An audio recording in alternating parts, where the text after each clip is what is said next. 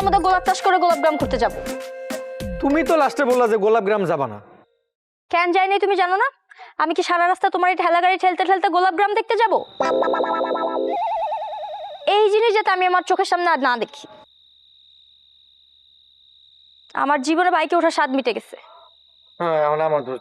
আমি তো বললাম যে একটু পরে স্টার্ট নিয়ে নেবো, আমরা গোলাপগ্রামে ঘুরে মনে না কোনো কথা শোনো। এ আসে গাই, এই তোমার আসার সময় হয়েছে মিয়া, এত লেট হলে হবে? বিকেলে যেখানে আসার কথা ছিল তুমি কি করলা বলো তো? আমার মিটিং আছে না, ভেজাল আছে না, তোমাদের অনেকক্ষণ পিছলা কথা শুনছি, আর ভালো লাগতেছে না। এই হুন্ডা ঠেললেই লয়েছে। স্যার আজকে হোন্ডা এত ডিস্টার্ব দিছে, স্টার্টই নিল না। বড় নিয়ে একটু ঘুরতে গেছিলাম, ঘোরাটাও হলো না স্যার।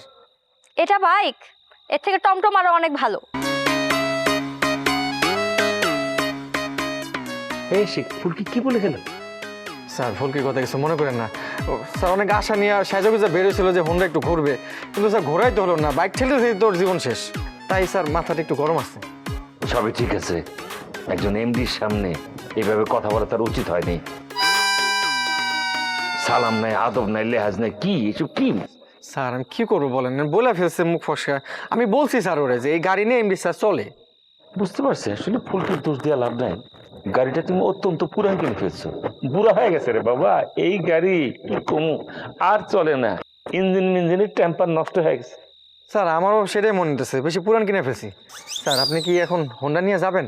আচ্ছা যাবেন কিভাবে? হোন্ডা তো স্টার্টই নিতেছে না। তেল মোবিল ঠিক আছে চেক করছো?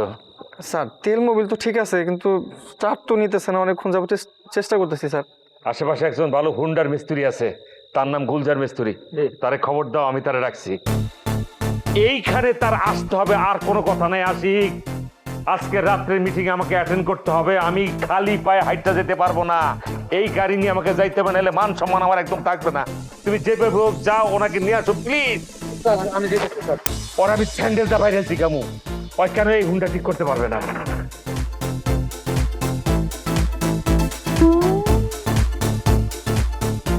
রক্ত খাইয়া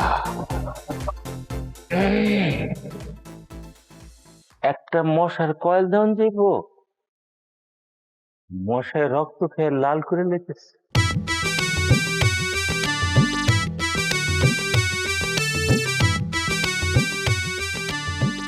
স্যার এখানে 5 বিঘা জমি দলিল আছে।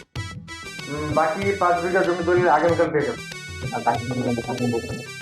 চেক করে বলছি কি, আমার কথা বলো। আমরা রেজিস্ট্রি করছি কি 5 বিঘা জমির দলিলের কথা আগে বলে ফেলে। ভুল করে 10 বিঘার জায়গায় 5 বিঘা বলাটাই আমাদের রং কাজ হচ্ছে। 50 বিঘা বললেও কোনো ঝামেলা আসছিল না, অসুবিধা নেই, আমরা পাই যাবো। ওখানে আপাতত যে 5 বিঘার জমির দলিল এটা চেক করে ফেলে। স্যার অসুবিধা নেই স্যার, কোনো অসুবিধা নাই। মনে করেন যে আমি আপনাদেরকে বিশ্বাস করে আলাইছি, অন্তর থেকে আপনাদের বিলিভ করছি। ভাইজান আপনারা তো আমি আগেই করছি, আমার এমনি স্যার এই এলাকায় একটা বিরাট ইন্ডাস্ট্রি করতে চাইতেছে। আপনি 5 বিঘার দলিল দিলেন ঠিক আছে, কিন্তু পরে স্যার যদি আরো জমি লাগে আপনি দেবেন না স্যার? জি sir, thank you sir, thank you sir. তাছাড়া স্যার এই ফ্যাক্টরির লোকাল কাজকর্ম এটা তো আর আপনি করবেন না স্যার, বড় জোর আপনার পরিচালক দিয়া করাবেন। ঠিক কইছি না স্যার? আমি এমডি হয়ে তো সব কাজ করতে পারি না, অবশ্য কোনো কাজই আমার কাছে ছোট না। এই যে মনে করেন যে যেই কাজই বলেন আমি কিন্তু ঝাঁপাই পড়ি। কালকে রেজিস্ট্রি অফিসে চলে আসেন, আমরা আসলে ওই রেজিস্ট্রি সেরে ফেলে, বুঝছেন না, আর টাকা পয়সাটা ফাইনাল করে ফেলে।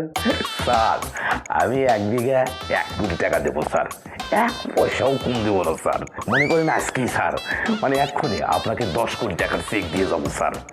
আপনি আগে অবশ্য উঠাতে পারবেন না, তবে আগামীকাল ব্যাংক আওয়ারে টাকাটা তুলে ফেলবেন স্যার, কথা ফাইনাল। 10 কোটি টাকা তুলবো কি করে? ব্যাংকে এত টাকা থাকে না। তাহলে ব্যাংক আছে কি জন্য? ব্যাংকের কাজ কি টাকা না থাকে আর দাঁড়ায় থাকা? ফালতু কথা করছিল লিগা। সরি, কিছু মনে করবেন না পরিচালক, আমাদের যদি সেরকম কোনো ভয় থাকে তারা অ্যাকাউন্টে ট্রান্সফার করে দিবে, অসুবিধা কি নাকি? তুলতে চাইলে স্যার ব্যাংক টাকা দিতে বাধ্য। আমার চেয়ারম্যান স্যার যদি ওই ব্যাংকে একটা ফোন করে দেয় তাহলে মনে করেন যে স্যার ওরা টাকা দেবেই দেবে, আর যদি না দেয় তাহলে মনে করেন যে ব্যাংকের লেনদেন একেবারে বন্ধ করে দিবে। ও বুঝতে পারছি, আপনার স্যারের ক্ষমতা তাহলে আমার মতো নেই। ঠিক আছে, অসুবিধা নেই, সেক্রেটারি কাজটা সেরে ফেলেন না। ওকে স্যার আমি এক্ষুনি লিখতেছি।